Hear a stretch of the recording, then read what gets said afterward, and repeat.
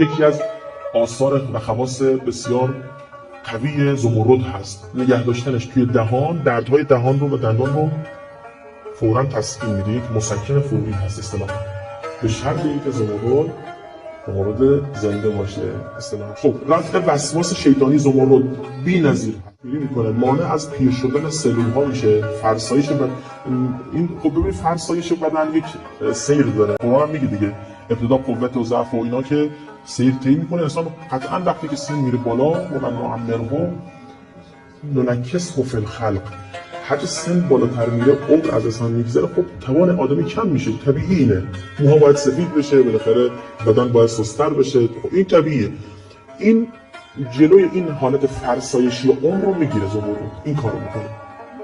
سرزندگی حیات رو به انسان میده. شاید برگ درختی زرد شده باشه ولی آبدار هست. حساسیت‌های پوستی رو درمان میکنه. یکی از تاثیرات درمانی زمرده حساسیت‌های پوستی، هم همراه داشتنش کمک میکنه و هم اینکه قسمت‌هایی که حساسیت داره میشه اون سنگ رو بمالن به اون ناحیه پوست، یعنی اگزما رو درمان میکنه. بعدش استفاده از انگشتری هست. گره گشایی تو کارها انجام میشه. سر و تشنج، برای درمان سر و تشنج البته برای افرادی که با مزاجشون هم سنخیت داشته باشه خب بهتر اثر